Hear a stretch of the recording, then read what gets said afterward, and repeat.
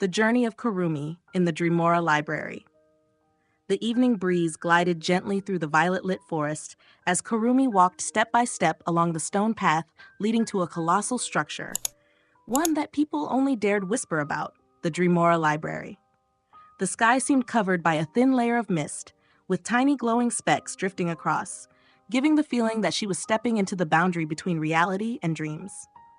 Kurumi placed her hand on the ancient wooden door. The moment her fingers touched it, the carvings on the surface lit up with shimmering trails.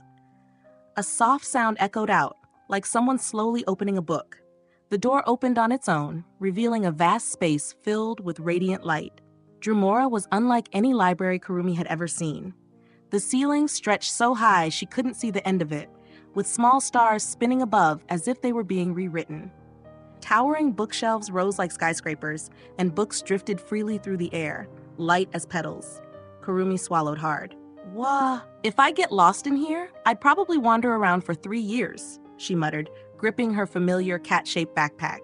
A figure appeared ahead. It was a librarian, or perhaps the spirit of the library itself. Her hair flowed like mist, and her silver eyes seemed to see through everything. Welcome, Kurumi, she said in a voice as soft as the night breeze. Dreamora opens only to those chosen by fate. You came here for a reason, didn't you? Kurumi flinched slightly. I just got curious? The woman smiled. Here, curiosity leads to adventure. But be careful. Every book in Dreamora contains a dream, and dreams don't always like being awakened. At that moment, a book on the highest shelf glowed with a vibrant purple light.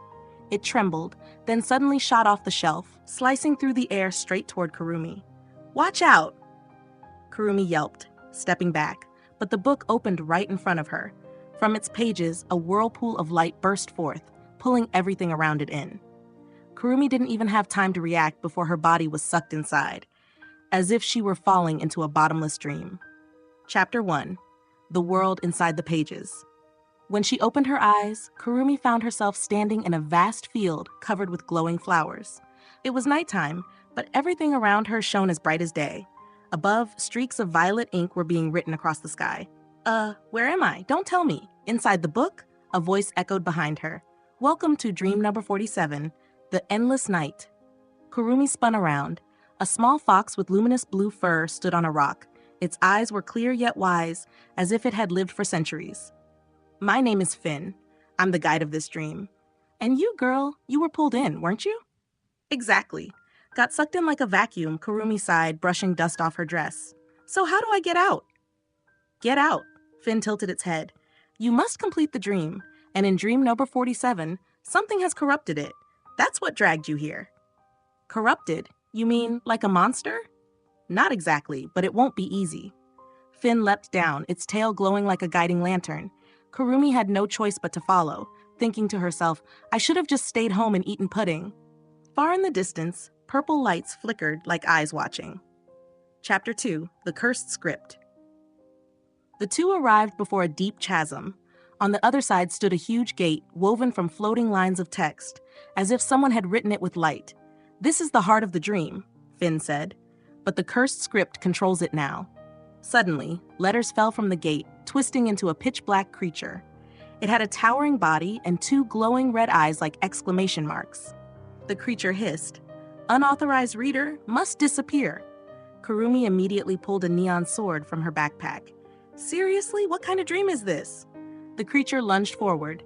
Finn jumped onto her shoulder and shouted, Strike its linkage points. The letters are its body. Disrupt them and it will fall apart. Kurumi didn't fully understand, but she swung anyway.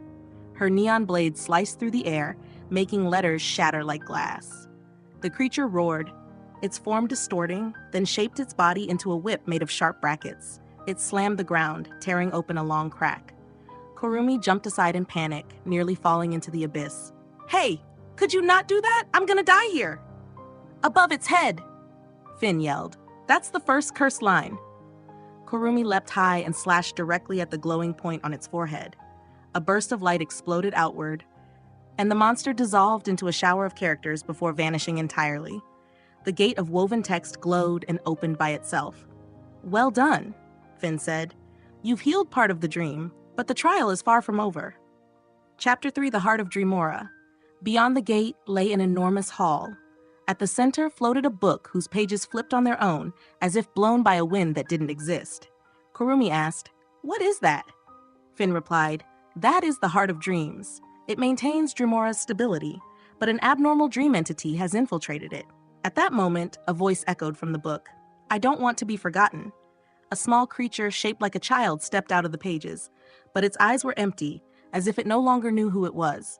Finn froze. "That is an abandoned dream," Kurumi whispered. "Abandoned?"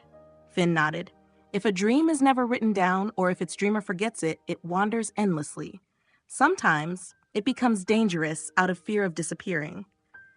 The small creature looked at Kurumi, trembling. "I just want to be remembered. That's all." Kurumi slowly stepped forward.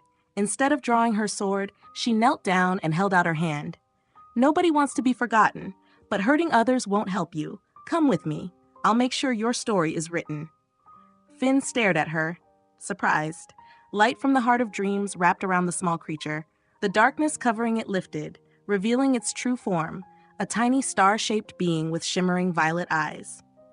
"Thank you," it whispered before floating back into the great book. Light blazed throughout the hall. Dream number 47 was finally healed. Chapter 4. Return to the Dreamora Library. Kurumi felt her body growing lighter. The field of glowing flowers, the gate of light, the small creature, all faded like a painting washed away. When she opened her eyes, she was back in the Dreamora Library. The librarian approached, her silver eyes gentle. "You did better than I expected, Kurumi," she said. "You saved a dream that was on the verge of disappearing. Dreamora is grateful." Kurumi scratched her cheek. "I just felt sorry for it. Your compassion is what Dreamora looks for." The librarian handed her a small notebook with a silver lavender cover. "This is the Dreamora record book. Whenever you enter a dream, it will write your journey on its own. If you ever wish to return here, simply open it." Kurumi hugged the notebook, her eyes sparkling. "So I can go on more adventures?"